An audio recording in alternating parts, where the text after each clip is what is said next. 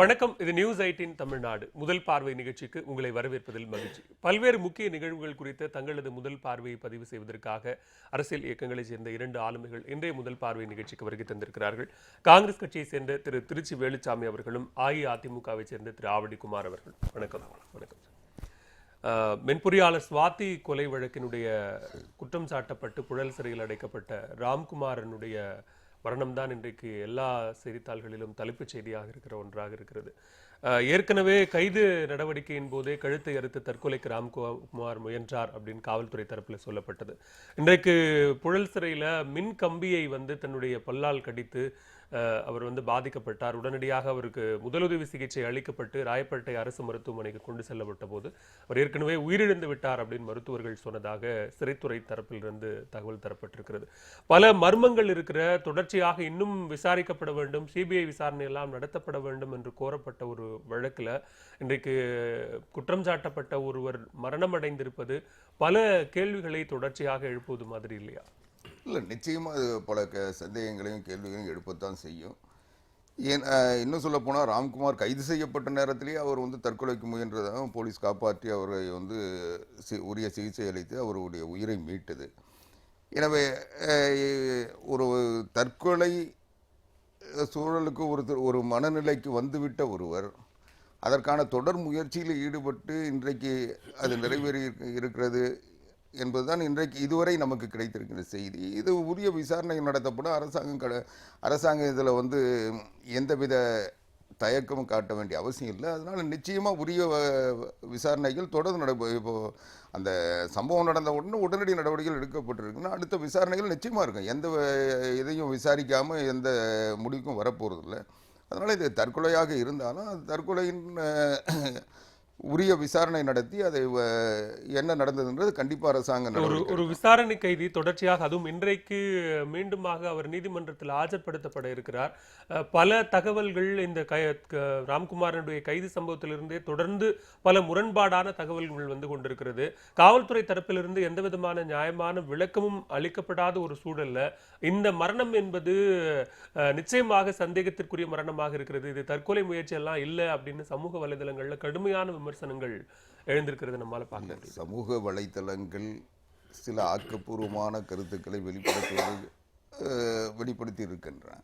ஆனால் அதே சமூக வலைதளங்களில் பரபரப்பான செய்திகளையும் பாதுகாப்பற்ற செய்திகளையும் உறுதிப்படுத்தாத செய்திகளையும் இன்னும் சொல்ல போனால் கற்பனை செய்திகளையும் சமூக வலைத்தளங்கள் தொடர்ந்து வந்துட்டு இருக்கு. அதனால் சமூக வலைத்தளங்கள் வருகின்ற செய்திகள் என்ற காரணத்துக்காக அதில் உண்மைத்தன்மை இருக்குன்னு நம்புகிற அளவுக்கு இன்றைக்கி நிலைமை இல்லை. இன்றைக்கி வர செய்திகள் அவங்க யூக செய்திகள் தான் நிறைய வந்துகிட்ருக்கு.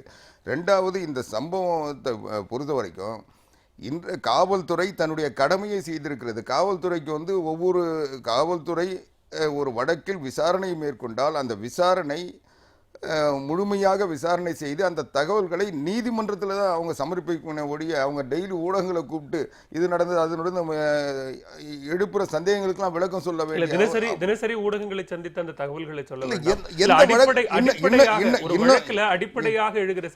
அடிப்படை சந்தேகங்கள் காவல்துறைக்கு எழும் அந்த எழுப்பப்படுகின்ற சந்தேகங்களுக்கு அவர்களுக்கு உறுதிய சாட்சிகளையும் ஆவணங்களையும் அவங்க தயார் செய்வாங்க.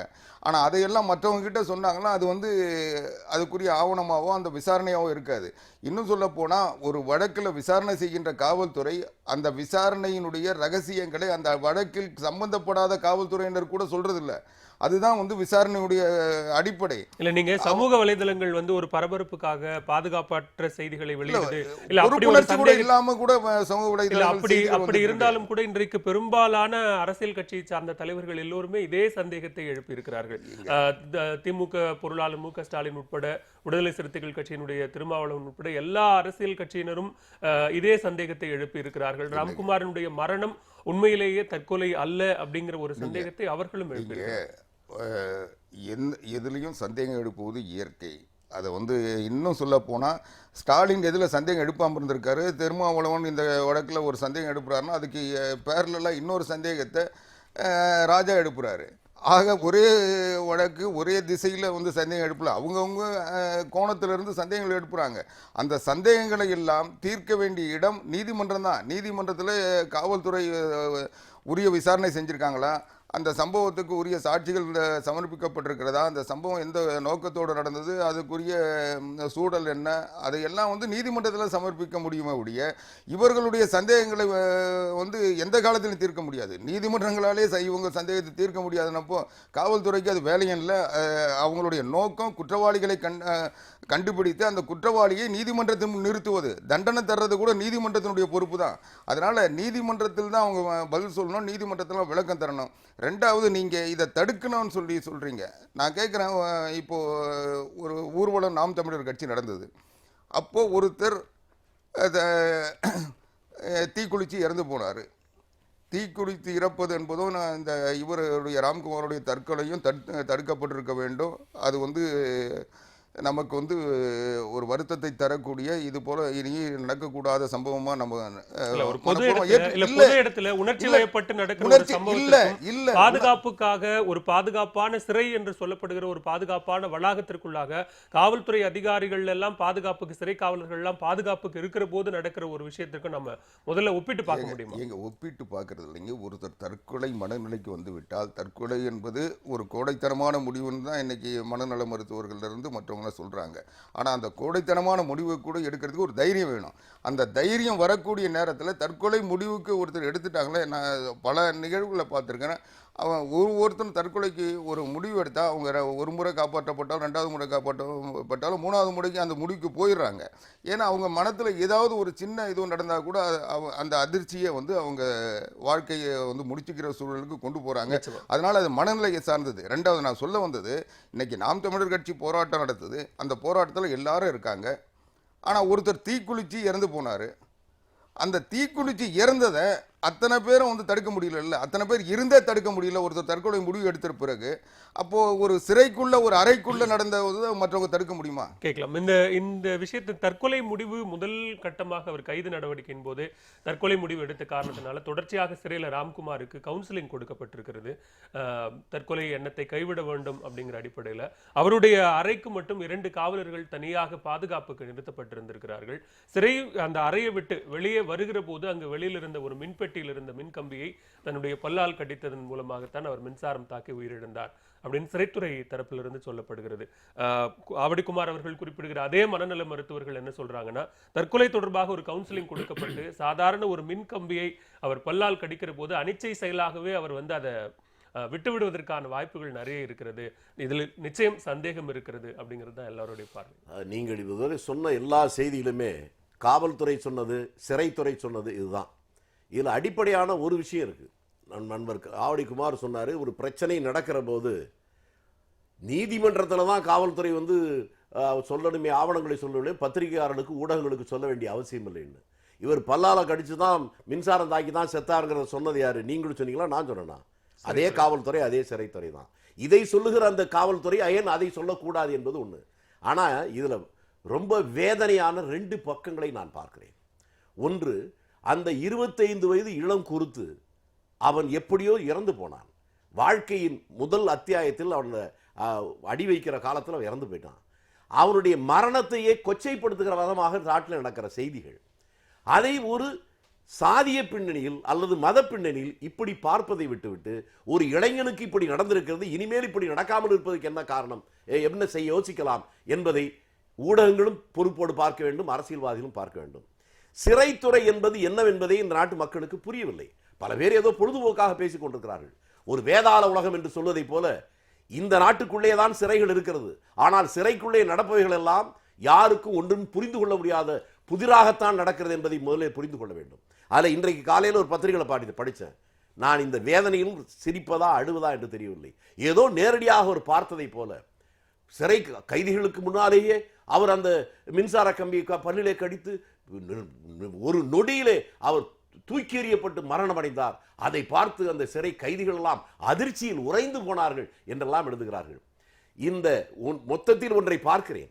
இந்த கொலை வழக்கு நீதிமன்றத்திற்கு போய் விசாரணை நடந்து அதற்கு பின்னாலே யாருக்கோ தூக்கு தண்டனை தருவதற்கு பதிலாக இந்த வழக்குக்கே தூக்கு தண்டனை சிறை அதிகாரிகளும் காவல்துறையும் தந்து விட்டது என்று நான் நினைக்கிறேன். இல்ல இப்ப நீங்க சிறை தொடர்பான சில விஷயங்களை நீங்க வெளிப்படை தன்மையோடு சொல்லணும், சிறையில என்ன நடக்குது அப்படிங்கறத சொல்லணும் அப்படின்னு எதிர்பார்க்கிறதே முதல்ல சரியா? சிறை என்பது ஒரு பாதுகாப்பான இடமாக நீங்க சொல்லத்தான் நானும் சொல்றேன். அரசு அப்படித்தானே சொல்லி இருக்கிறது. இல்லையே, நான் என்னன்னா சிறைத்துறை நடக்கிறது வெளிப்படையா சொல்லக்கூடாதுன்னா வழக்கே நடக்கிறதுக்கு முன்னால அவன் இப்படித்தான் செத்தான் என்று எப்படி சொன்னார்கள்? அதில் உள்நோக்கம் இருக்கிறது நான் சொல்லுகிறேன். இன்றைக்கு அந்த இளைஞனை நீதிமன்றத்திலே நேர் நிறுத்த வேண்டிய நிலையில் இருக்கிற போது முதல் நாள் அவன் கொலை செய்யப்படுகிறான் என்றே நான் சொல்லுகிறேன். அது கொலை செய்வதற்கு நானே கொலை செய்வது என்பது வேறு, உங்களை கொலை செய்ய தூண்டுவது என்பது வேறு. சிறையிலே அவனுடைய கட்டுப்பாட்டுக்குள்ளே போய்விட்டால் அங்கே என்ன நடக்கும்? உங்களை நினைத்து பாருங்கள். அவர்கள் மத்தியிலே நீங்கள் மாட்டிக்கொண்டால் என்ன செய்ய முடியும்?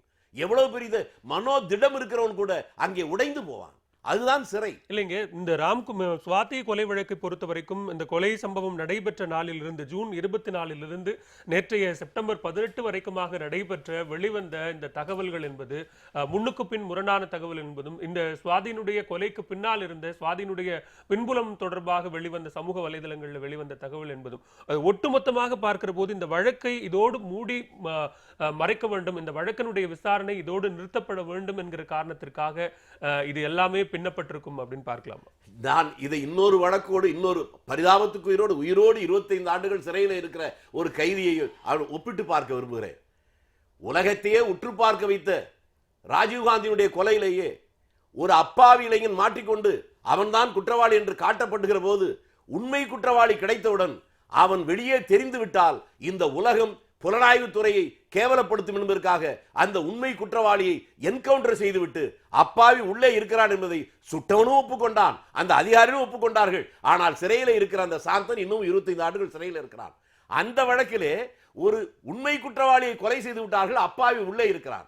ஆனால் இந்த வழக்கில் யாரோ ஒரு உண்மை குற்றவாளியை காப்பாற்றுவதற்காக இந்த அப்பாவி குற்றவாளியை கொலை செய்திருக்கிறார்கள் என்றே நான் சந்தேகப்படுகிறேன். இல்ல, இங்க சிறைத்துறையில பாதுகாப்பு அப்படிங்கிற ஒரு விஷயத்தை கேள்விக்குறியாக்குகிற அதே நேரத்துல உண்மையிலேயே எல்லா கைதிகளும் அங்கு பாதுகாப்பாகத்தான் இருக்கிறார்களா அப்படிங்கிற ஒரு விஷயம் இருக்கு. சமீபத்துல வேலூர் சிறையில பேரறிவாளன் தாக்கப்பட்ட சம்பவம், அங்க இருக்கிற ஒரு கைதி உடனடியாக வேறு ஒரு சிறைக்கு மாற்றப்படுகிறார். இந்த தொடர் சம்பவங்களை வைத்து மட்டும்தான் நம்ம இந்த விஷயத்தை முடிவு பண்ண முடியுமா? இது மட்டுமல்ல, வெளியிலே தெரிந்திருப்பது ஏதோ 1-2. நான் முதலிலே அதே சொன்னேன், சிறை என்பது ஒரு வேதாள உலகத்தை போல இருக்கிறது. அங்கே இருக்கிறவர்கள் மனிதர்களான் என்பதை அந்த கோணத்திலே யாரும் யோசித்து பார்ப்பதில்லை. சிறை என்பது அந்த அதிகார வர்க்கம் என்பது அதை தன்னர் மனிதர்களை விட உயர்ந்தவர்களாக அவர்களுக்கு கீழே சிறையிலே வருகிறவர்கள் தங்களுடைய அடிமைகளை போல நடத்த வேண்டும் என்கின்ற மனோபாவம் இருக்கிறது. அதை மாற்றி சிறையிலே கைதிகளாக இருக்கிறவர்களும் மனிதர்கள் தான். அவர்கள் தவறு செய்தால் தண்டனை தருவது என்பது வேறு.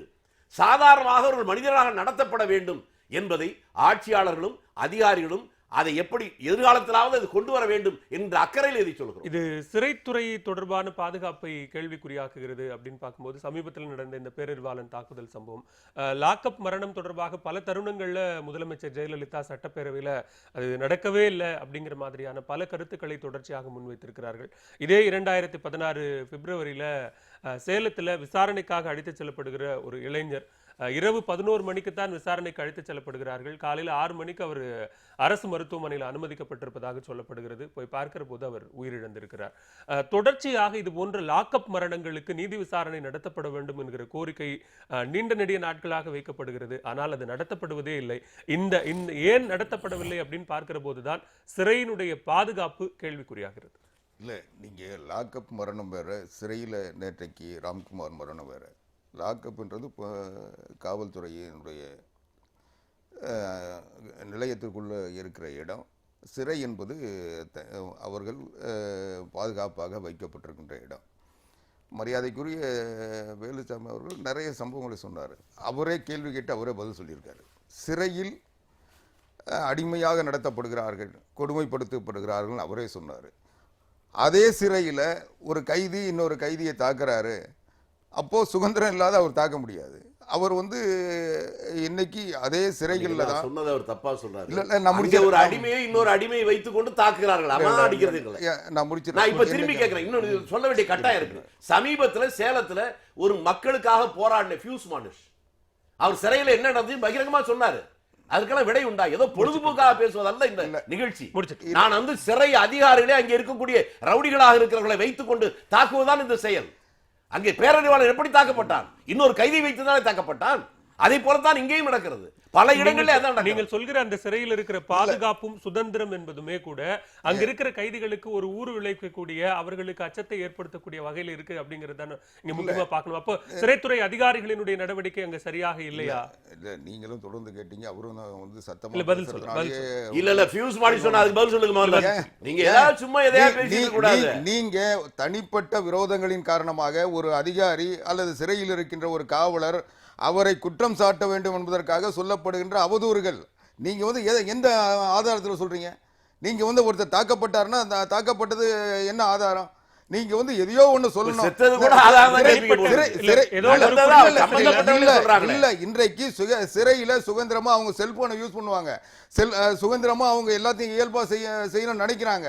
அது கேட்டா மனித உரிமைன்னு சொல்றாங்க. அதை யாராவது தடுத்தாங்கன்னா அந்த தடுக்கின்ற காவலர் மேல அவதூறு பரப்புவாங்க. நீங்க சொல்ற மாதிரி ஒரு தனிப்பட்ட அதிகாரியின் மீது குறை சொல்வதாகவோ அல்லது குற்றம் சாட்டுவதாகவோ இருந்தா அது ஏதோ ஒரு சிறையாக மட்டும்தான் இருக்கும். தமிழகத்தில் இருக்கிற எல்லா சிறைகளிலும், பெரும்பாலான எல்லா சிறைகளிலும் தமிழகத்துல எல்லா சிறைகளிலும் இந்த நீங்க சொல்ல குறிப்பிட்ட 1-2 சிறைவாசிகள் மட்டும் இல்ல, தமிழ்நாடு முழுவதும் ஆயிரக்கணக்கான சிறைவாசிகள் இருக்காங்க. ஒரு முக்கியத்துவம் வாய்ந்த வழக்கு அப்படிங்கிற காரணத்திற்காக மட்டும் வேணால் இது ஊடக வெளிச்சம் பெறலாம். ஊடக வெளிச்சம் பெறாத இந்த மாதிரியான பல தாக்குதல் சம்பவங்கள் இன்னும் தமிழக சிறைகளில் இருக்கத்தான். சிறை உருவான காலத்திலிருந்து இருக்கு. இன்னைக்கு வந்து எதையுமே வந்து 100% சரியா செய்ய முடியாது. 1-2 குறைபாடுகள் அல்லது தவறுகள் நடக்கக்கூடும். அதை வந்து தடுக்க முயற்சி பண்ணலாம ஒழிய, அந்த தவறுகளுக்கு தண்டனை தரத்துக்கு நடவடிக்கை எடுக்கலாம ஒழிய முழுசும் தடுக்க முடியாது. தடுக்கணுன்றது நோக்கம். இன்னும் சொல்ல போனா சிறையில் கைதிகள் வந்து ஆயிரக்கணக்கில் இருப்பாங்க. அந்த சிறை காவலர்கள் எத்தனை பேர் இருப்பான்? 50 பேர் இருப்பான். ஆக வந்து இவங்க போய் அவங்கள வந்து கட்டுப்படுத்துறது வந்து ஒரு பாதுகாப்பு. யாருடைய தவறு? என்னங்க பேசுறீங்க நீங்க? வந்து ஒரு சிறையில வந்து 1000 கைதி இருந்தா 1000 காவலர்கள் வைப்பாங்களா?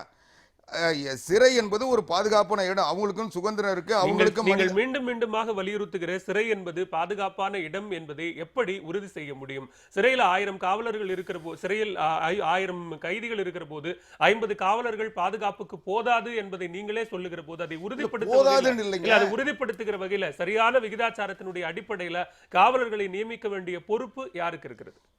ஏற்கனவே சிறை எப்படி இருக்கோ அப்படிதான் இருக்கு. சிறையில வந்து ஒருத்தர் உள்ள கொண்டு போயிட்டா அவங்களுக்குன்னு சிறையில் 6 மணிக்கு அவங்கள திறந்து விட்டாங்களா, அவங்க இயல்பாக தான் நடந்துக்கிறாங்க. அதுக்கு பிறகு 6 மணிக்கு அவங்கள வந்து இது ஒன்று சொல்ல, அது அவங்கள வந்து எல்லாரையும் ஒவ்வொருத்தரும் கண்காணிக்கிற நிலையிலையோ அல்லது ஒருத்தர் ஒரு சிறைவாசியை ஒவ்வொரு சிறைவாசியும் 2 காவலர்களை வச்சு அவங்கள வந்து கட்டுப்படுத்துகிற தேவையோ இல்லை.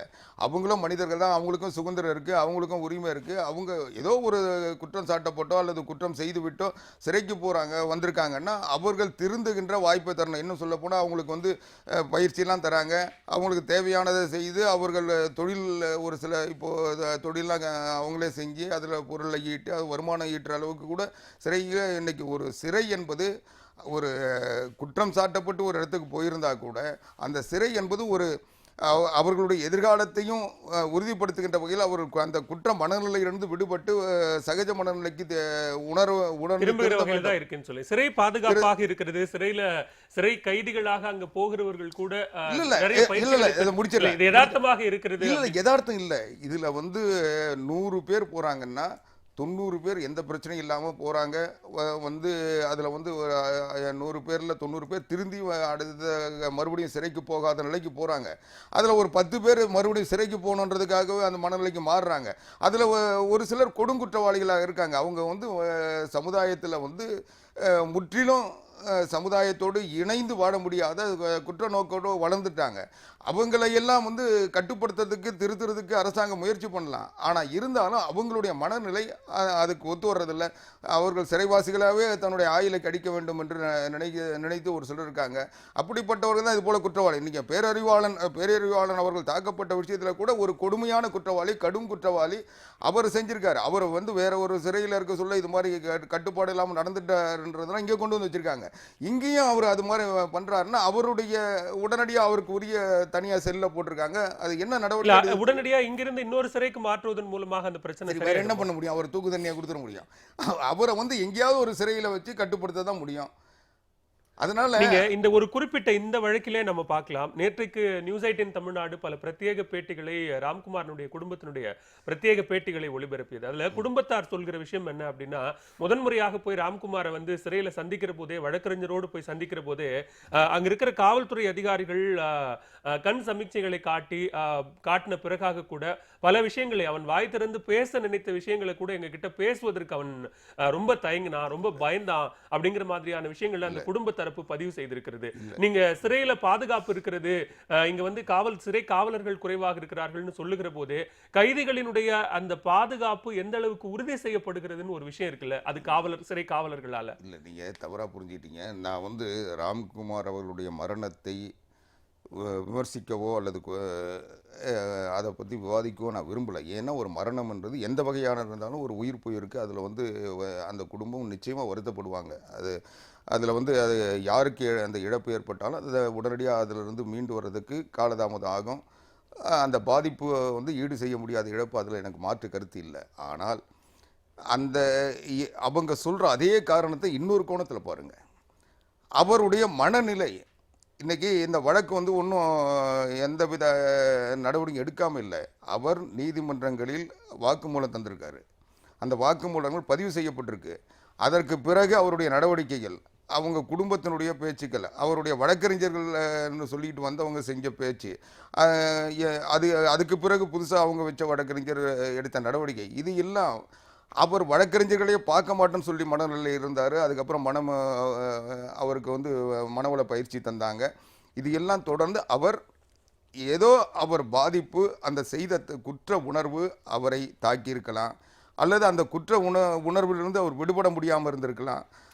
நீங்க ஏற்கனவே குறிப்பிட்டது மாதிரி காவல்துறை விசாரணை நடத்தி முடித்து நீதிமன்றம் தீர்ப்பளித்து அவர்தான் இந்த கொலை வழக்கினுடைய குற்றவாளி என்பது உறுதி செய்யப்படவே இல்லாத போது நம்ம எப்படி இந்த மாதிரி விஷயத்தை நம்ம பட்டியலிடும்? அதுதான் சொல்றேன். இப்போ அவர் ஏற்கனவே அவருடைய வாக்குமூலங்கள் இருக்கு.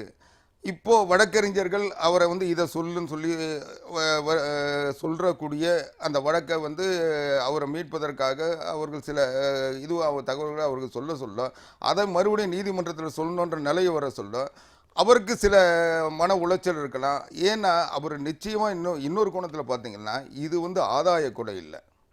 அவர் மன ரீதியாக ஒரு பெண்ணை, அந்த பெண் ஏற்றுக்கொண்டாங்களோ இல்லையோ, இவர் வந்து ஒரு காதல் கொலை இல்லை அப்படின்னாலும் கூட இந்த வழக்கினுடைய பின்னணி, அந்த வழக்கு அவருடைய மனம் இன்னொரு பெண் மீது இருந்த காரணத்தால் அதனுடைய பாதிப்பு என்ன செய்யறது, எப்படியாவது அதை தொடரணும்ன்ற நோக்கத்தோடு தான் செஞ்சார். அது கொலையில போய் முடிஞ்சிருச்சு. இங்க சிபிஐ விசாரணை நடத்தப்பட வேண்டும், நீதி விசாரணை நடத்தப்பட வேண்டும், தொடர்ச்சியாக வைக்கப்படுகிற கோரிக்கைகள் எல்லாமே வந்து அப்படியே நிலுவையில தான் இருக்கு. இது நான் திராவிடகுமார் வந்து அதை வேறுபடுத்தி சொன்னாங்க. நீங்க சிறைகள்ல நடக்கிற மரணம் வேறு, காவல் நிலையங்கள்ல இருக்கிற லாக்அப்ல நடக்கிற மரணங்கள் வேறு. அப்படி நடந்த எந்த மரணங்களுக்கும் கூட இதுவரைக்கும் ஒரு முழுமையான நீதி விசாரணை நடத்தப்பட்டு இது இதன் காரணமாகத்தான் இந்த மரணம் நிகழ்ந்தது அப்படின்னு உறுதிப்படுத்தப்பட்ட விஷயங்கள் எதுவுமே இல்லை. அந்த பட்டியல்ல தான் இந்த ராம்குமாரனுடைய மரணமும் சேருமா? நான் என்னுடைய கருத்து சொல்றதை விட என்னுடைய சகோதரர் சொன்ன அதையே நான் என்டாஸ் பண்ணவே விரும்புகிறேன். அவர் ஒன்று சொன்னார். நீங்கள் வேலூர் சிறையிலே பேரறிவாளன் தாக்கப்பட்டதை சொன்னபோது அவர் என்ன சொன்னார்னா, அந்த தாக்கிய கைதி ஏற்கனவே வேலூர் சிறைச்சாலையில் மிக மோசமாக கொடூரமாக நடந்து கொண்ட கைதி, அவன் இங்கே வந்து பண்ணியிருக்கிறான்ட்டு. நான் மீண்டும் சொல்லுகிறேன். ஏற்கனவே ஒரு சிறைச்சாலையில் மிக மோசமாக நடந்து கொண்ட ஒரு மட்டரகமான ஒரு ரவுடியாக இருக்கக்கூடிய ஒரு கைதியை இங்கே வைத்திருக்கிற போது அவனுக்கு மீது தனி கவனத்தை இந்த அதிகாரிகள் செலுத்தியிருக்க வேண்டும். ஒன்று அவர்கள் செலுத்தவில்லை, அல்லது அவன் மூலமாக இவருடைய அரிப்பை தீர்த்துக் கொள்கிறார்கள். இந்த ரெண்டில் ஏதாவது ஒன்றாக அவர் சொல்றாரு. நீங்க ஒரு குறிப்பிட்ட சிறை அதிகாரியை மட்டும் டார்கெட் பண்ணி அவர் மேல குறிப்பிட்ட அதிகாரிகளை சொல்லவில்லை, குற்றம் சாட்ட வேண்டும் என்கிற காரணத்திற்காக சொல்றீங்க. நான் சொல்லல. நான் இப்ப எந்த அதிகாரி பேரை சொல்லணும் இல்ல, அவர் சொன்னதுதான் நான் சொல்றேன். இதற்கு முன்பே இவன் மோசமான ரவுடி, அந்த மனோநிலையில் இருக்கிறவன் என்று தெரிந்ததற்கு பின்னால், அவன் ரவுடித்தனம் செய்வதை ஒரு மனநோயாளியை போல செயல்படுகிறான் என்பது தெரிந்ததற்கு பின்னால் வேறொரு சிறைச்சாலையில் அவன் வைத்துக் கொள்ளவே முடியாது என்பதற்காக இங்கே அனுப்பியிருக்கிறார் என்று சொன்னதற்கு பின்னால் அவனை தனியாக வைத்திருக்க வேண்டுமா இல்லையா? அவனை பேரறிவாளன் இருக்கக்கூடிய இடத்திலே சுதந்திரமாக நடமாட விட்டது யார்? அப்படி விடுவதற்கு வேறு என்ன காரணம்? இதுதான் இங்க நடக்கிற கொடுமை. சிறையில் இருப்பது ஏதோ வெளியிலிருந்து நாம் பேசிக் கொண்டிருக்கிறோம். சிறையில் இருக்கிற கைதிகளை கேட்கிற போதுதான் அதில் இருக்கிற, அதாவது அங்க இருக்கிற கொலைகாரனுக்கும் கொள்ளைகாரனுக்கும் மனநல பாதிக்கப்பட்டவர்களுக்கும் அவர்களுக்கு பாதுகாப்பு இருக்கிறது. ஆனால் சந்தர்ப்ப சூழ்நிலையால் கைது செய்யப்பட்டு சிறையிலே வாடுகிறார்களே அப்பாவிகள், அவர்களுக்கு தான் பாதுகாப்பு இல்லை. அதனால் தான் நான் முதல்ல சொன்னேன், இந்த ராம்குமார் கொலை வழக்கில் துவக்கத்திலிருந்தே பல கொடுமைகள். அவன் இதைத்தான் செஞ்சான், அவன் ஒருதலையா காதலிச்சான், அவனே தற்கொலை பண்ண முடிந்தான், அவனே செய்தான். அவன் எங்கே சொன்னான்? காவல்துறை அதிகாரிகள் சொல்வதெல்லாம் வேதமா? அது என்ன விவிலியமா? அது அல்லது குரானா அல்லது குரலா? அவர்கள் வழக்கை பலப்படுத்துவதற்கு செயற்கையாக உருவாக்கப்படுகின்றது. கைது செய்யப்படுகிற போது அவன் விளையாடே கழுத்தை அறுத்துக் கொண்டான் என்று சொன்னதை அதிலே துவங்கிய அந்த கதை இன்றும் முடியவில்லை. பாவம், அவனுடைய வாழ்க்கையே இன்றைக்கு முடிந்து விட்டது. சுருக்கமா இந்த விஷயத்தை நம்ம இந்த சுற்றோட நிறைவு செய்கிறோம். அது அப்படி உருவகிக்கப்பட்ட கதையாகத்தான் இருக்கிறது. அது ஜோடிக்கப்பட்ட ஒரு விஷயமாகத்தான் இந்த ராம்குமாரினுடைய, அது சுவாதி கொலை வழக்கிலிருந்து ராம்குமார் மரணம் வரைக்குமாக நடைபெற்ற சம்பவங்கள் எல்லாமே ஒரு புனையப்பட்ட விஷயமாகத்தான் இருக்கிறது. உண்மைகள் வெளிவரல அப்படிங்கிறது சரியா? இல்லை, புனையப்பட்ட விஷயமாக இருக்கிறது ஒரு புனைவு தான். ஏன்னா இது அரசியல் காரணங்களுக்காக வெளியே இருக்கிறவங்க சொல்றது. இப்போ இது எல்லாமே இந்த சம்பவங்கள் அத்தனையும் நீதிமன்றத்தினுடைய விசாரணைக்கு உட்படுத்திருக்கு. நீதிமன்றத்தில் அவங்க வந்து எஃப்ஐஆர் போட்டிருக்காங்க, வழக்கு விசாரணையில் இருக்கு. அது யார் தவறு செய்தார்கள் என்பதை நீதிமன்றம் சொல்ல போகுது. ஆனால் இவங்க கற்பனையாகவே இந்த வழக்கில் தொடர்பில்லாதவர்கள்லாம் இந்த வழக்கில் வந்து இந்த வழக்கு எந்த திசையில் போகணும்னு முடிவெடுக்க முயற்சி பண்ணதனுடைய விளைவு தான் இந்த வழக்கு இவ்வளவு பெரிய விளம்பர வெளிச்சம் பெற்று இந்த வழக்கே இன்னைக்கு இந்த நிலைக்கு வந்திருக்கு. இது வந்து ஒரு சாதாரணமாக நடைபெற்ற ஒரு சம்பவம், ஒரு கொலை நடந்திருக்கு. பார்க்க முடியுமா? நிச்சயமா பார்த்துருக்கணும். அது பார்க்காதனுடைய விளைவு தான் ஆளாளுக்கு இதுக்கு கருத்து சொல்லி ஆளாளுக்கு இதை வந்து இந்த திசையில் இருக்கணும், இப்படி இருக்கணும், இவங்களுடைய மனதில் இருந்த அரிப்பெல்லாம் கொண்டு போய் ராம்குமார் மேல திணிச்சு, சுவாதி மேல திணிச்சு, சுவாதி மேல விசாரணை நடைபெற்று நீதிமன்றத்திலே குற்றவாளி என்று அறிவிக்கப்பட்டு தீர்ப்பு சொன்னதற்கு பின்னாலே தெய்வத்தை மனிதன் தண்டிருக்கலாமா என்று தெருவில் தகராறு பண்றவங்க இப்படிதான் சொல்ல முடியும். ஒரு இளைஞருடைய மரணம் என்பது ஒரு சாதாரண சம்பவம் இல்ல. இது சம்பவமா? இது நம்ம வீட்ல நடந்தா சம்பவம் சொல்லுவோமா? நீங்க இளைஞனுடைய மரணத்தை மட்டும் பாக்குறீங்க, அவனுடைய மனநிலையை பாருங்க, அந்த சுவாதியினுடைய கொலையை பாருங்க. இது எல்லாமே ஒரு சாதாரணமா ஒரு சராசரி ஒரு இளைஞனை கொண்டு போய் அவருடைய தற்கொலை முடியல. அவர் வந்து ஒரு குற்றம் சாட்டப்பட்டார், அவர் வந்து தங்கி இருந்தாருன்றது அவங்க அப்பாவே ஒத்துக்கிறாரு. அவர் வந்து இதெல்லாம் நான் வழக்கு சம்பந்தப்படுத்த விசாரிக்க பேச விரும்பல. அவர் வந்து சென்னையிலிருந்து 4 நாளைக்கு முன்னதான் இந்த கொலைக்கு பிறகுதான் அங்க ஊருக்கு போயிருக்காருன்னு எல்லாமே அவங்க ஒத்துக்கிட்டாங்க. அப்புறம் ஆனா சம்பந்தம் இல்லைன்றாங்க. இது எல்லாமே எந்த ஒரு குற்றவாளியும் தன்னை விடுவித்துக் கொள்வதற்காக அல்லது குற்றத்திலிருந்து விடுபடுவதற்காக மரணத்திற்கு பிறகு முழுமையான நீதி விசாரணை நடத்தப்பட்டு உண்மை வெளிவந்தால் இந்த வழக்கை இதோட கைவிட்ட மாட்டாங்க. வழக்கை நீதிமன்றத்தில் சொல்லுவாங்க. அதே மாதிரி இந்த தற்கொலை சம்பவத்தையும் ஒரு தனி வழக்கா வச்சு அதையும் விசாரிப்பாங்க. அதனால எல்லாமே முறைப்படி நடக்கும். காவல்துறை நினைச்சா வந்து எதையும் மூடி மறைச்சிட முடியாது, எதையும் உருவாக்கிட முடியாது. எது உண்மையோ அது நிச்சயம் வரும். அதுக்கான சட்டங்களும் அதுக்கான நீதிமன்றங்களும் இந்தியாவில் இருக்கு. எந்தவித சந்தேகம் யாருக்கும் தேவையில்லை. இதை வச்சுக்கிட்டு மக்களிடத்தில் ஒரு ஜாதிய வேற்றுமையை அல்லது குழப்பத்தை கொந்தளிப்பை உருவாக்காமல் இருப்பது அரசியல் கட்சிகளுக்கு பொறுப்பான செயலாக இருக்கும். ஜம்மு காஷ்மீருடைய ராணுவ தலைமையகம் அமைந்திருக்கிற பகுதி யூரி, அங்கு நேற்றைக்கு அதிகாலை பயங்கரவாதிகள் ஒரு 4 பேர், தற்கொலைப்படை பயங்கரவாதிகள் 4 பேர் உள்ள புகுந்து கண்மூடித்தனமான ஒரு தாக்குதலை நடத்துகிறார்கள். அதுல ராணுவ வீரர்கள், எல்லை பாதுகாப்பு படை வீரர்கள் ஒரு 17 பேர் உயிரிழந்திருக்கிறார்கள். ஒரு 6 பேரினுடைய நிலைமை கவலைக்கிடமாக இருக்கிறது. அதில் மோடி அவர்கள் என்ன சொல்றாங்கன்னா, இது ஒரு கோழைத்தனமான தாக்குதல், நிச்சயமாக தாக்கப்பட்டவர்கள் மீது நடவடிக்கை எடுக்கப்படும், எந்த விதமான ஒரு அன்கண்டிஷனல் ரியாக்ஷன் இருக்கும் அப்படிங்கிற மாதிரியான பல விஷயங்களை சொல்லியிருக்காங்க. நேற்றைக்கே ஒரு அவசர ஆலோசனை கூட்டம் உள்துறை அமைச்சர் தலைமையில் நடந்திருக்கிறது. பாதுகாப்புத்துறை அமைச்சரும் ராணுவ தளபதியும் உடனடியாக அந்த பகுதிக்கு சென்றிருக்கிறார்கள். உளவுத்துறை ஏற்கனவே பதான்கோட் தாக்குதலுக்கு பிறகாகவே உளவுத்துறை கடுமையான ஒரு எச்சரிக்கையை தொடர்ச்சியாக கொடுத்து வந்திருக்கிறது. ஆனாலும் கூட இந்த நேற்றைக்கு நடத்தப்பட்ட இந்த தீவிரவாத தாக்குதலுக்கு ஜெய்ஷே முகமது அமைப்பு பொறுப்பாக இருக்கலாம் அப்படின்னு சொல்லப்படுது. ஒரு இராணுவ தலைமையகம் மீதே இந்த அளவுக்கு தாக்குதல் நடத்துகிற ஒரு வாய்ப்பு எந்த அளவுக்கு உருவாகி இருக்கிறதுன்னு பார்க்கலாம். அதாவது இந்த நாட்டினுடைய பாதுகாப்பு என்பது எவ்வளவு பெரிய கேள்விக்குறியிலே இருக்கிறது என்பதை தான் இது காட்டுகிறது. வெறும் பத்தான்கோட் தாக்குதல் என்று பல பேர் நினைக்கிறார்கள். இந்திய நாட்டிலே இருக்கக்கூடிய விமானப்படை முகாம்களிலேயே மிகவும் முக்கியமான கேந்திரமான பகுதியில் இருக்கக்கூடிய ஒரு விமானப்படை தளம் என்பது பத்தான்கோட். அந்த பத்தான்கோட்டில் வெளியிலே சண்டை நடக்கிறது, அங்கே போய் தாக்குகிறார்கள், அதில் நம்ம வீரர்கள் பலியாகிறார்கள் என்பது இயல்பான ஒன்று. ஆனால் இது கவலையோடு கவனிக்க வேண்டிய விஷயம். ஹை செக்யூரிட்டி என்று சொல்லுவோம்ல, ராணுவம் தான் பெரிய பாதுகாப்பு. அந்த ராணுவத்திற்குள்ளேயே மிக மிக முக்கியமான பாதுகாப்பு இருக்கக்கூடிய அந்த பத்தான்கோட் விமான தளத்திற்குள்ளேயே ராணுவத்தினுடைய முழு கட்டுப்பாட்டுக்குள்ள இருக்கிற இடத்திலேயே மிக சாதாரணமாக உள்ளே புகுந்து அங்கே தாக்குதல் நடத்து கடந்த காலத்தில் நடந்தது. ஆனால் இப்பொழுது இந்தியாவுடைய எல்லை பகுதியிலே, அது காஷ்மீரத்திலே மிகவும் சென்சிட்டிவ் ஏரியா, அது அங்கே இருக்கிற ராணுவ முகாம். அந்த முகாமுக்குள்ளேயே மிக சாதாரணமாக போக மாமியார் வீட்டுக்கு மருமகன் போவதை போல தீவிரவாதிகள் வந்து அங்கே கொலை செய்கிறார்கள், துப்பாக்கியால் சுடுகிறார்கள், கை எறிகுண்டல் வீசுகிறார்கள் என்கின்ற நிலை வருகிற போது இதை கவலையோடு பார்க்க வேண்டிய, இதை அக்கறையோடு கவனிக்க வேண்டிய, பொறுப்போடு செயல்பட வேண்டிய பொறுப்பில் இருக்கக்கூடிய பிரதம மந்திரி அதை பொறுப்போடு வெளிப்படுத்தி இருக்கிறாரா என்பது பார்க்கிற போது வருத்தமாக இருக்கிறது. இது கோழைத்தனமான தாக்குதல் என்று ஒரு வார்த்தையிலே சொல்லிவிட முடியாது. நம்முடைய இருக்க வேண்டிய நாம் சரியாக இருக்கிறோமா? எதிரி நம்மை தாக்குகிற போது தாக்குவது என்பது வேறு. நாம் முதல்ல பாதுகாப்பு. வீட்டுக்குள்ள ராட்டில் திருடு போச்சு அப்படின்னா போலீஸ்கார போறது இயற்கை. ஆனா வீட்டுக்கு தாழ்பாலே போடலைன்னா அது எவ்வளவு பெரிய குற்றமோ அதை போல ராணுவ முகாமே தாக்கப்படுகிறது. விமானப்படை தளபதி விமானப்படையினுடைய மிக முக்கியமான கேந்திரமான பத்தான்கோட்டுக்குள்ளேயே தாக்கப்படுகிறது. இது இந்த நாட்டுடைய பாதுகாப்புக்கு கேள்விக்குரிய உருவாக்கி. தொடர்ச்சியாக இந்த மாதிரியான தாக்குதல் சம்பவங்கள் நடைபெற்றிருக்கிறது. அப்படி நடக்கிற போதெல்லாம் நம்ம ஆட்சியாளர்களை குறை சொல்வது என்பது மட்டுமே சரியானதாக இருக்குமா? வேற யார உங்களை குறை சொல்லலாமா? ஆட்சியாளர் தாங்க குறை சொல்ல முடியும். இல்ல, இந்த சம்பவங்கள் எல்லா காலத்திலும் நடந்திருக்கிறது. எல்லா காலத்திலும் நடக்கிற போது ஆட்சியாளர் தான் சொல்ல முடியும். ஆட்சியில் இருக்கிறதா அதுக்கு பொறுப்பு. நீங்களோ நானோ பொறுப்பா இருக்க முடியாது. ஆட்சியில் இருக்கிறதா பொறுப்பு. பொறுப்பை தட்டி கழித்து விட்டு அந்த குற்றச்சாட்டுக்கு பதில் சொல்வதற்கு பதிலாக அதை ஏற்றுக்கொள்வதற்கு ஒரு துணி வேண்டும். அதை ஏற்றுக்கொள்ளாமல் மற்றவர் மீது பழி போடுவதுதான் கோழைத்தனம். இங்க இதற்கு முன்னதாக நடைபெற்ற தொடர்ச்சியான தாக்குதல் சம்பவத்தினுடைய நீட்சியாக இந்த சம்பவத்தை பார்க்க முடியாது. ஏன்னா ஒரு ராணுவ தலைமையின் மீது 4 தற்கொலைப்படை பயங்கரவாதிகள் தான். இன்றைக்கு இத்தனை வீரர்களை நாம் இழந்திருக்கிறோம், அவர்களுக்கு வீர வணக்கம் செலுத்துவதாக பிரதமர் சொல்லியிருந்தாலும் கூட இது இந்த விவகாரம் பாகிஸ்தான் மீது மட்டும் குறை சொல்லி அந்த நாட்டை தனிமைப்படுத்தணும், அது ஒரு தீவிரவாத நாடாக இருக்கிறது, அதை தனிமைப்படுத்த வேண்டும் அப்படின்னு சொல்லுவதன் மூலமாக இந்த பிரச்சனைகளை சரி செய்து விட முடியுமா? இல்லை, இதுவரைக்கும் என்னவோ காஷ்மீரில் எந்த தாக்குதலும் நடக்காத, இப்போ தான் புதுசாக தாக்குதல் நடந்த மாதிரி பேசுகிறது ஒரு சரியான பார்வையாக இருக்காது.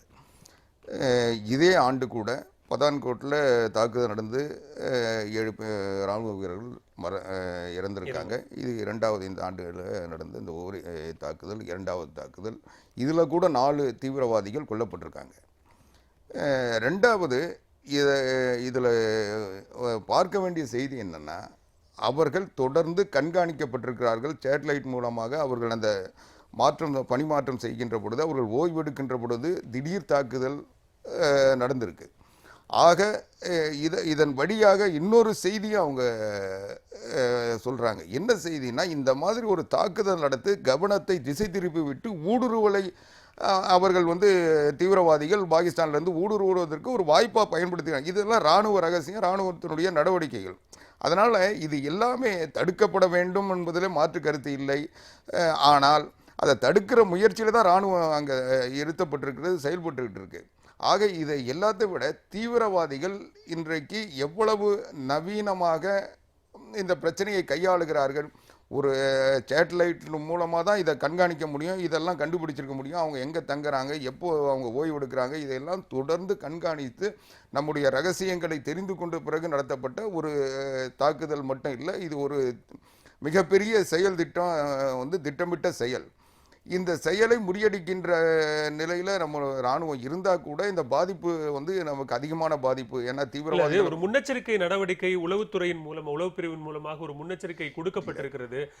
ஆனாலும் கூட ராணுவத்தினுடைய அந்த இடமாற்றம் காரணமாக ஒரு பிரிகேட்ல இருந்து இன்னொரு பிரிகேடுக்கு மாற்றம் செய்யப்படுகிற காரணமாகத்தான் இது நடந்ததுன்னு சொல்லிட முடியுமா? இல்லை, ராணுவ எச்சரிக்கை அவர்கள் ஊடுருவல் நடக்கும், ஒரு 1500 பேர் 2000 பேர் ஊடுருவல் நடத்த தயாராக இருக்கிறாங்கன்ற உளவுத்துறை எச்சரிக்கை தான் அவங்களுக்கு கிடைச்சிருக்கு.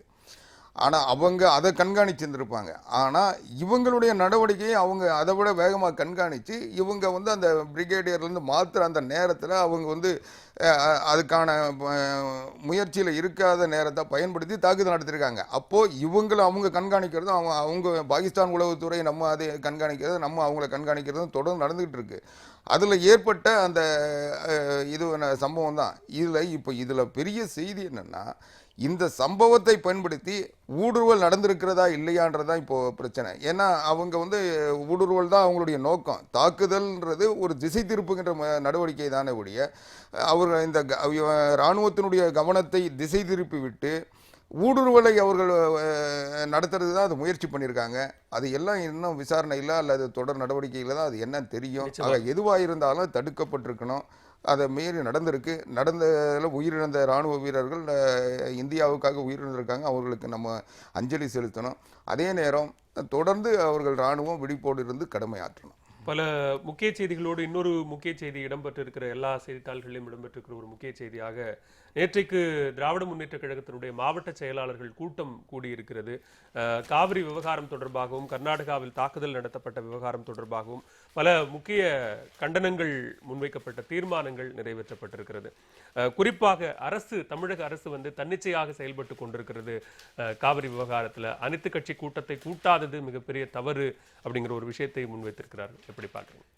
நாம் வாழ்கிற நாடு ஒரு ஜனநாயக நாடு.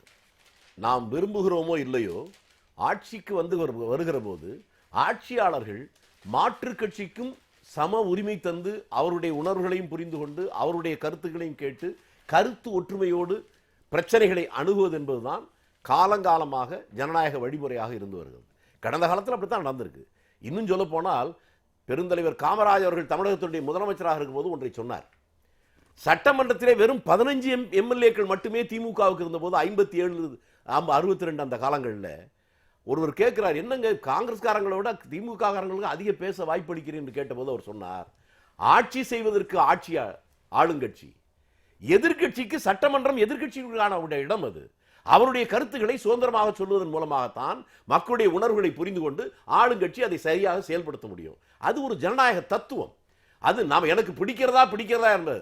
நீங்கள் எதிர்கட்சியாக வரலாம், நான் முதலமைச்சராக வந்து விடலாம், உங்களை பார்க்கவே எனக்கு பிடிக்கவில்லை என்று சொன்னாலும் கூட பிரச்சனைகள் என்று வருகிற போது என்னுடைய தனிப்பட்ட உணர்வுகளை ஒத்தி வைத்துவிட்டு உங்களையும் அழைத்து வைத்து அந்த பிரச்சனை பற்றி விவாதித்து அந்த பிரச்சனையை எதிர்கொள்வதுதான் ஜனநாயக மாண்பு. கர்நாடகத்தில் அதுதான் நடக்கிறது. சித்தராமையா கொடுக்கிற இடத்தில் இருக்கிற அந்த சித்தராமையா அவரை ஒழித்தே தீர வேண்டும் என்று கங்கணம் கட்டி கொண்டு வாழ்ந்து கொண்டிருக்கிற எடியூரப்பாவை அழைத்து பேசுகிறார். மத்தியிலே அமைச்சராக இருக்கிறவரை பேசுகிறார், மாற்றுக் கட்சியில் பேசுகிறார், அங்கிருக்கிற கன்னட அமைப்பை கூட கூட்டு பேசுகிறார். ஏன் அதை கடந்து தமிழ்நாட்டிலே இருக்கக்கூடிய விவசாயிகள் சில பேர் ஒரு குழு உங்களை சந்திக்க வேண்டும் என்று கேட்கிற போது அவர்களையும் வரவழைத்து அவர்களுக்கு நேரம் ஒதுக்கி அவருடைய கருத்தையும் கேட்டு அவர்களுக்கும் காஃபி டீ எல்லாம் கொடுத்து அவருடைய கருத்தை கேட்டுவிட்டு அவர் செயல்படுகிறார். இங்கே சட்டப்பூர்வமாகத்தான் இந்த விஷயத்தை அணுக முடியும். அதை தமிழக அரசு சரியாக செய்து கொண்டிருக்கிறது. இதுல வந்து வேற பேச்சுவார்த்தைக்கான இடமே இங்க இல்ல. சட்டப்பூர்வமாக அணுகி அதில் வெற்றியும் பெற்றிருக்கிற போது எதுக்கு மற்ற விஷயங்கள் சரியா வெற்றி முடிஞ்சு போச்சு, அப்புறம் ஏன் போராட்டம் வருது? ஆக ஜனநாயக நாட்டில் நீங்க ஒரு கணவன் மனைவி குடும்பம் நடத்துவது போலதான். தமிழ்நாடு என்பது தனி நாடு அல்ல, கர்நாடகம் என்பது தனி நாடு அல்ல. இந்தியா என்கின்ற இந்த பெருதேசத்திலே நிர்வாக வசதிக்காக பிரிக்கப்பட்ட 2 மாநிலங்கள். அந்த மாநிலங்களுக்குள்ளே பிரச்சனை வருகிற போது நீதிமன்றத்தின் மூலமாக மட்டுமே எப்படி குடும்பம் நடத்த முடியாதோ அதை போல நீதிமன்றங்கள் மட்டுமே மூலமாக மட்டுமே ஆட்சியும் நடத்திவிட முடியாது. இந்த மக்களிடத்திலே ஒற்றுமையை உருவாக்கி விட முடியாது. இதில் மத்திய அரசும் தவறு செய்கிறது என்றே நான் நினைக்கிறேன். காரணம், மத்தியிலே பிரதமராக இருக்கிறவர் இந்த நேரம் இந்த சம்பந்தப்பட்ட 4-5 மாநில முதலமைச்சர்களை அழைத்து அவரிடம் பேசி ஒரு நல்ல உறவை உருவாக்க அவர் முயற்சி எடுத்திருக்க வேண்டும். முடிகிறதா இல்லையா என்பது கூட இல்லை. அந்த முயற்சியிலேயே மத்திய அரசு ஈடுபடவில்லை. சதானந்த கவுடா என்கின்ற ஒரு கேபினட் அமைச்சர், முக்கிய அமைச்சரே மிக மோசமாக பொதுத்தளங்களிலேயே தமிழகத்தையும் தமிழர்களையும் எதிர்த்து மோசமாக பேசிக் கொண்டிருக்கிறார். அதையும் தமிழ்நாடு அரசு இதுவரை கண்டிக்க வேண்டும் என்பது என்னுடைய கோரிக்கை. இங்க எல்லா விஷயங்களுக்கும் எதிர்க்கட்சிகள் சொல்கிற குற்றச்சாட்டுகள் என்பதை நேற்றைக்கு அந்த கூட்டம் கண்டனமாக பதிவு செய்து அதை தீர்மானமாக நிறைவேற்றி இருக்கிறது. முக்கியமாக இந்த காவிரி பிரச்சனையில தமிழர்களினுடைய உடைமைகள் பல கோடி ரூபாய் அளவுக்கு அழிக்கப்பட்டிருக்கிறது. அதற்கான ஒரு உரிய இழப்பீட்டை மத்திய மாநில அரசுகள் பெற்றுத்தர வேண்டும் அப்படிங்கிற ஒரு முக்கியமான விஷயமும் பார்க்கப்படுகிறது. மாநில அரசு எந்த அளவுக்கு இந்த விவகாரங்கள் வாரங்கள்ல நடவடிக்கை எடுக்கும்? இல்லை, நீங்கள் அந்த எந்த இடத்துலையும் தமிழ்நாடு அரசு அதை செய்யணும்னு சொல்லலை. மாநில அரசுன்னு சொல்கிறாங்க, மத்திய அரசுன்னு சொல்கிறாங்க. அது கர்நாடக அரசு தான் குறிப்பிடுறாங்க. அதை என்னால் உறுதியாக சொல்ல முடியும். ஏன்னா அந்த வாசகத்தில் அவங்க சொன்னது மிக தெளிவாக சொல்லியிருக்காங்க. என்னென்னா, கர்நாடகத்தில் சிறையில் இருந்த கைதிகளை விடுவித்து அவர்கள் மூலமாக அந்த மாநிலத்தில் வாடும் தமிழர்கள் மீது தாக்குதல் நடைபெற்றுள்ளதுன்னு அவங்க உறுதிப்படுத்துகிறாங்க. ஏன்னா தோழமை கட்சி, கூட்டணி கட்சி, அவங்க காங்கிரஸ் ஆட்சி அங்கே நடக்குது. அதனால் அவங்க வந்து உண்மை நிலையை தெரிஞ்சுக்கிட்டு அவங்க உறுதியாக திமுகவினுடைய செயற்குழுவில் தீர்மானம் போட்டிருக்காங்க. இது வந்து சாதாரணமாக எடுத்துக்க முடியாது. எப்படி ஒரு நீதிமன்ற தீர்ப்பை உதாசீனப்படுத்த முடியாதோ அதுபோல் திமுகவினுடைய இந்த நிலைப்பாட்டை யாரும் உதாசீனப்படுத்த முடியாது. அவங்களுக்கு எல்லாம் என்ன சொன்னால், அவங்களுக்கு நிறைய சேனல்கள், அவங்களுக்கு சிஸ்டர் பிரதர்ஸ் சேனல்லாம் அங்கே இருக்குது. அதனால் அவங்க வந்து உண்மையை தன்மையை முழுமையாக ஆராய்ந்து தெளிவாக தெரிந்து, ஏன்னா அவங்க இல்ல திமுக நிர்வாகம் பத்தி தெரியாத கட்சி இல்ல. மத்தியிலும் 17 வருஷம் ஆட்சி செஞ்சிருக்கு, மாநிலத்திலையும் தொடர்ந்து ஆட்சியில் இருந்திருக்கு. அதனால அவங்க நிர்வாகம் இப்படி ஒரு சம்பவத்தை செய்ய முடியுமா செய்ய முடியாதான்னு தெரியாம தீர்மானத்தினுடைய அடிப்படையை தாண்டி இன்னொரு விஷயத்தை நம்ம அடிப்படையில் நான் முடிச்சிடறேன். ஆக அந்த தீர்மானம் போட்டிருக்காங்க. அந்த தீர்மானத்தின் நீட்சியாக தான் இந்த இதையும் குறிப்பிடுறாங்க. ஆக சிறையில் இருந்தவங்களை அனுப்பி தமிழர்களை தாக்குதல் நடத்திய அந்த அரசு அந்த தாக்குதலால் பாதிக்கப்பட்ட பொருட்களுக்கு நிவாரணம் தர வேண்டும் என்று கேட்பது நியாயமான வாதம். அதை சரியாக கேட்டிருக்காங்க. அதை வந்து அந்த அரசாங்கம் செய்யலைன்னா மத்திய அரசாங்கம் செய்ய நடவடிக்கை எடுக்கணும். நீங்க குறிப்பிட்ட அந்த தோழமை கட்சியினுடைய நடவடிக்கை என்பது உண்மையிலேயே கர்நாடகத்தில் இருக்கிற காங்கிரஸ் கட்சி மாநில நலன் சார்ந்து மட்டும்தான் இயங்கி கொண்டிருக்கிறது, அது அண்டை மாநிலத்தை வந்து ஒரு விரோதி பார்வையோடு தான் பார்த்து கொண்டிருக்கிறது அப்படிங்கிறது அதிமுகவுக்கு தெரியாதா? இல்லை, மாநில நலன் சார்ந்து கர்நாடக அரசு செயல்படுதுன்னு இல்லை. அந்த மாநிலத்திற்கு கர்நாடக இன்றைக்கு காங்கிரஸ் அரசாங்கம், சித்தராமையா அவர்கள் முதலமைச்சர் மட்டும் இல்லை, இதுக்கு முன்னே இருந்த பிஜேபி அரசாங்கமாக இருந்தாலும், இன்னும் சொல்ல போனால் தேவகவுடா முதலமைச்சராக இருந்த காலத்திலையும் மாநில நலன் சார்ந்து என்பதை விட அந்த மாநிலத்திற்கு ஏதோ பெரிய சாதனையை செய்கிற மாதிரி ஒரு தேவையற்ற ஒரு பாதிப்பை உருவாக்கி கொண்டிருக்கார்கள். இன்னும் சொல்ல போனால் அந்த மாநில நலன் சார்ந்து அங்கே அந்த தமிழர்கள்லாம் அந்த மாநிலத்துக்காக உழைத்தவர்கள் தான், அந்த மாநிலத்தை உருவாக்கியவர்கள் தான், அந்த மாநிலத்தினுடைய வளர்ச்சிக்கு பங்களித்தவர்கள் தான். அவர்கள் ஒன்றும் தமிழ்நாட்டை சார்ந்தவர்கள் தமிழ்நாட்டினுடைய நலனுக்காக அங்கே போய் உடைக்கல. அங்கே இருக்கிற இன்னும் சொல்ல போனால் கபினி அணை கட்டும் போதும் இந்த ஹேமாவதி அணை ஹேரங்கி அணையெல்லாம் கட்ட சொல்ல அதில் உடைப்பை 100%, 90% தமிழ்நாட்டை சார்ந்தவர்கள் தான் அந்த அணையை கட்டுறதுக்கு தங்களுடைய உடைப்பை செலுத்தி உருவாக்கினாங்க. அதனால் அங்கே இருக்கிற தமிழர்கள் அந்த மாநிலம் சார்ந்து தான் உடைச்சிருக்காங்க, அந்த மாநிலத்துக்காக தான் பணியாற்றுறாங்க. ஆனால் அவர்கள் தமிழராக பிறந்தார்கள் என்ற ஒரே காரணத்தை வைத்து இன்றைக்கு அவர்கள் மீது ஒரு காழ்ப்புணர்ச்சியும் வெறுப்புணர்ச்சியும் உருவாக்கி அவர்களை தாக்குவது, அவருடைய பொருட்களை கொள்ளையடிப்பது என்ற ஒரு மனநிலைக்கு கொண்டு வந்தது யார்? இல்ல அங்க இருக்கிற அந்த அரசியல் கட்சிகள் தங்களுடைய சுயலாபங்களுக்காக, இன்னும் சொல்ல போனா அங்க 15% மேல தமிழர்கள் வாக்கு இருக்கு. ஆனா அதை கூட அவங்க வந்து புரிஞ்சிக்காம இது தேவையற்ற வந்து ஒரு அரசியல் சர்ச்சையாக்கி விளம்பரத்திற்காகவும் இது ஏதோ அந்த மாநில அரசாங்கம் விழிப்போடு செயல்படுது. மரியாதைக்குரிய திருச்சி வேலுசாமி கூட சொன்னாரு, அவங்க கொடுக்குற இடத்துல இருக்கிறாங்க, நம்ம வாங்குற இடத்துல நிச்சயமா இல்லை. அவங்க யாரும் வந்து பிச்சை தர தேவையில்லை, யாசகம் தர தேவையில்லை. நம்முடைய உரிமை, அந்த உரிமை அந்த நீர்ல எவ்வளவு அவங்களுக்கு உரிமை இருக்கு, அந்த உரிமை நமக்கு இருக்கு. கடைமடை பகுதி வரைக்கும் இருக்கிற இழப்பு தமிழர்களுக்கு, அது நீங்க சொல்கிற பார்வை இழப்பு தமிழர்களுக்கு, அந்த இழப்பீட்டை அதுல கூட அதுல கூட மாறுபடுறேன். அந்த இழப்பு தமிழர்களுக்கு என்று சொல்லுவதை விட அந்த இழப்பு தமிழகத்தில் கர்நாடகாவில் வாழ்ந்த மக்களுக்கு, அவங்க தமிழர்கள்ன்றதை தவிர அவங்களுக்கு நமக்கு எந்த தொடர்பும் இல்லை. அந்த மாநிலத்துக்காக அவங்க உடைச்சிருக்காங்க. அப்படி விட்டு போயிட முடியுமா? அப்படி விட்டு போக முடியாது. நம்முடைய உணர்வு, நம்ம அவங்க எவ்வளவு அவங்க மேல அக்கறை செலுத்துறோமோ அந்த அவங்கள வந்து தனிமைப்படுத்துது. அதனால அடிப்படையில் இரு மாநிலத்துக்கு இருக்கிற ஒரு வர்த்தக உறவாக கூட இதை பார்க்க முடியாது. இரு மாநில உறவுகள், இந்த மாநிலத்தில் கர்நாடக அரசு எந்த செயலையும் செய்ய முடியாது, இந்த மாநிலத்துக்குள்ள எந்த நடவடிக்கை எடுக்க முடியாது. அதை போலவே நாம போய் அங்க எடுக்க முடியாது. வேணா மத்திய அரசு 2 பேரையும் வந்து கட்டுப்படுத்தலாம் அல்லது நடவடிக்கை எடுக்கலாம். அதை தவறு செய்தால் அதுக்குரிய தண்டனை உருவாக்குவதற்கு முயற்சி எடுக்கலாம். ஆனா அது எதையுமே மத்திய அரசு செய்யல. இப்போ இந்த பிரச்சனையே நீங்க சொன்னீங்க, வேலுசாமி அவர்கள் கூட கேட்டாரு, அப்போ ஏன் பந்த்? அதுதான் நானும் கேட்கிறேன். நீதிமன்றம் உத்தரவிட்டு தண்ணி திறந்து விட்டாங்க. இல்ல ரொம்ப சிம்பிள். இல்ல நான் முடிக்கிற நேரத்தில் மறுபடியும் நீங்க தொடங்குறீங்க. அதாவது இப்போ இந்த பந்த் எதுக்குன்னா, கர்நாடகாவில் திமுகவினுடைய தீர்மானத்தில் நிறைவேற்றதை போல அங்கே அந்த மாநில அரசு சிறையில் இருந்தவர்களை விடுவித்து அவர்களை வைத்து தாக்குதல் நடத்தியிருக்கிறது. அதில் பாதிக்கப்பட்டவர்கள் இழப்பு ஏற்பட்டிருக்கிறது. அந்த இழப்பை தடுப்பதற்காக தான் அந்த அதுக்கு நிவாரணம் கேட்டு தான் பந்த் நடத்தினாங்க. பந்த் அறிக்கை விட்ட வியாபாரி சங்கம் அதுதான் சொல்லணும். வியாபாரிகள் எந்த அமைப்பாக இருந்தால் அவங்க கோரிக்கை என்னன்னா, எங்களுடைய கர்நாடகத்துக்கு போன லாரிகள் கொளுத்தப்பட்டிருக்கிற பொருட்கள் சூறையாடப்பட்டிருக்கின்றன, எங்களுக்கு பாதிப்பு வந்தது, தாக்கப்பட்டிருக்காங்க, அதற்கு நிவாரணம் கிடைக்கணும், அது தடுத்து நிறுத்தப்பட வேண்டியதான் பந்த் கோரிக்கை வச்சாங்க. ஆனா தருமா அப்படிங்கறத கேள்வி. தமிழக அரசு இல்லைங்க, தமிழக அரசு இதை ஏற்குது. ஆனால் பெற்றுத்தர இடத்துல அது இல்லைன்றதுதான் உண்மை. அங்க இருக்கிற அரசாங்கம் அந்த மாநிலத்தில் இன்னைக்கு கூட நேற்றைக்கு கூட அதுல சம்பந்தப்பட்டவங்களை கைது செய்யறாங்க. அதாவது அவங்களுடைய சட்ட கடமையை நிறைவேற்ற வேண்டும் என்று நம்ம கோரிக்கை வைக்கலாம். பாதிக்கப்பட்டது தமிழர்கள்.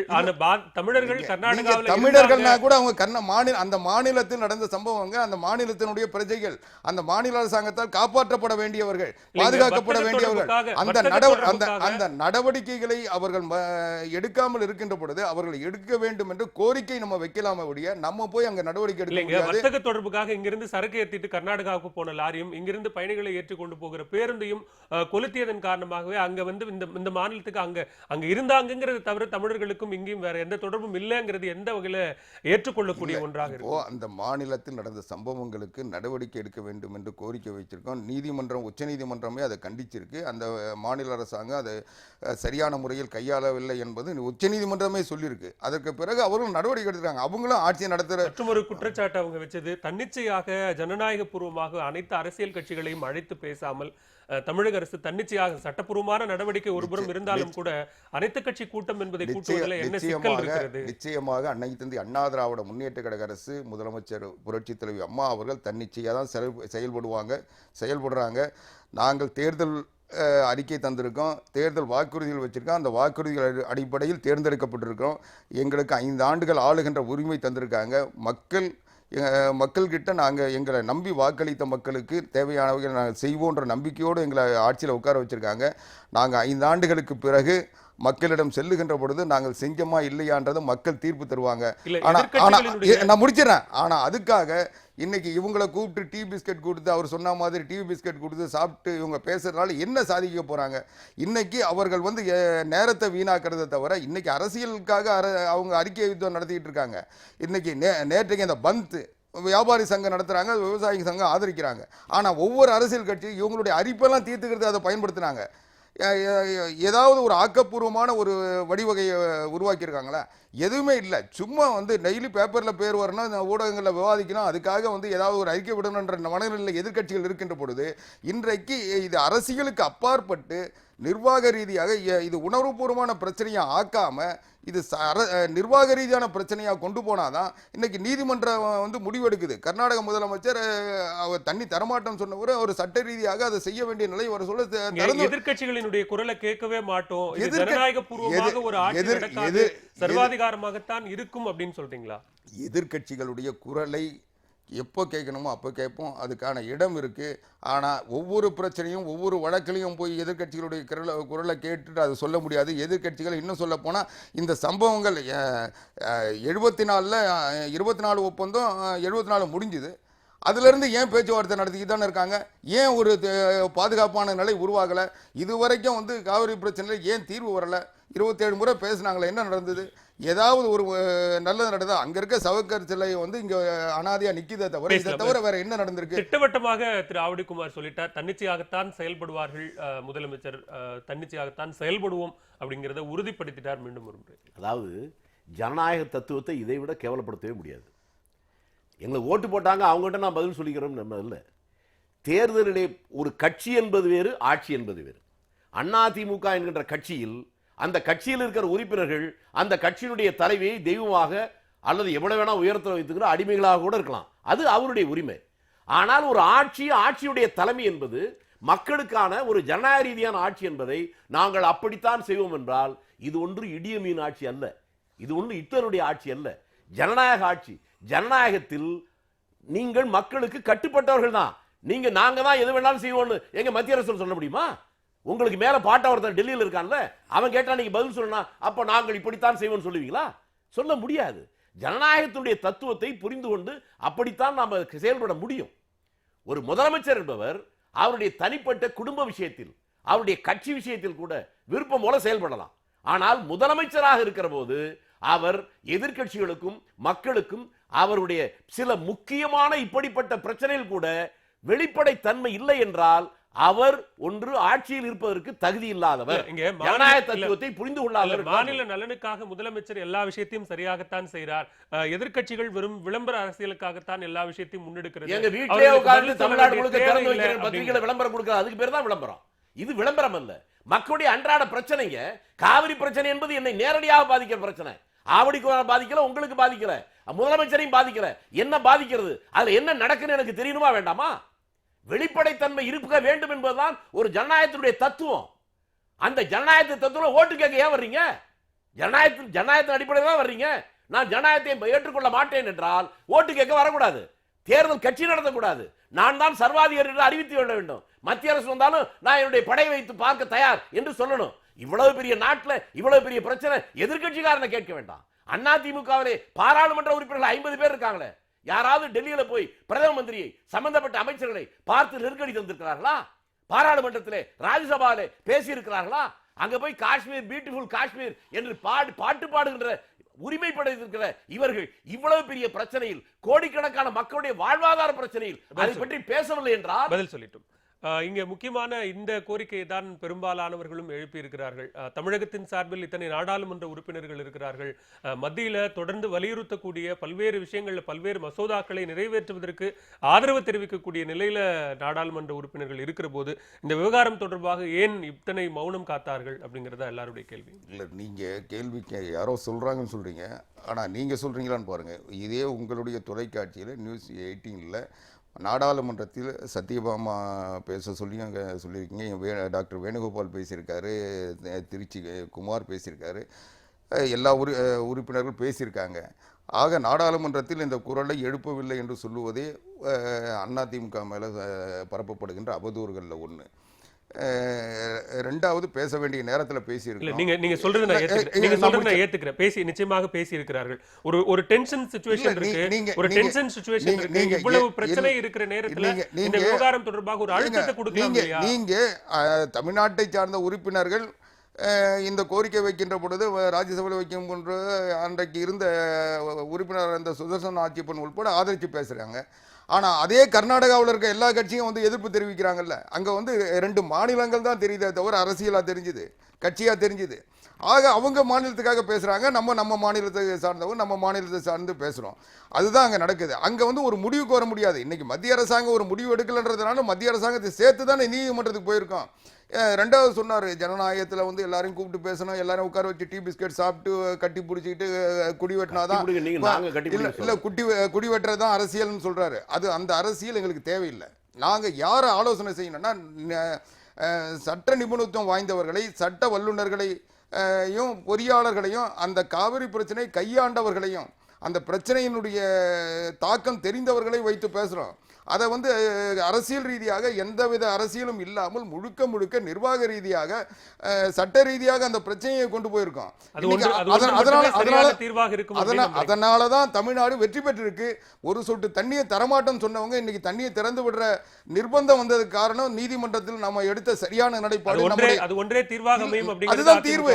வேற என்ன தீர்வுன்றீங்க? இதுதான் தீர்வு. இன்னும் சொல்ல போனா இந்த பிரச்சனையை இவ்வளவு நாள் இழுத்து கொண்டிருப்பது, இவ்வளவு நாள் இதை நீடித்திருப்பது, தொடர்ந்து தமிழ்நாட்டிற்கு பாதகமான சூழல் இருப்பதற்கு காரணம் கடந்த காங்கிரஸ் ஆட்சி, திமுக ஆட்சி செய்த துரோகம் தான்.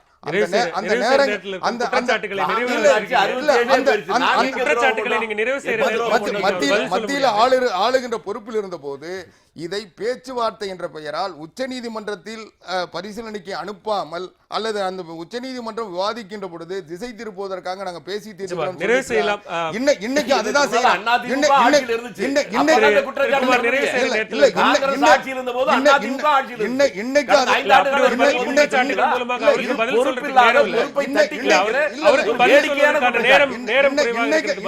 இன்னைக்கு அதுதான் நிலைமை. உச்ச நீதிமன்றத்தில் நமக்கு சரியான சூழல் இருக்கு.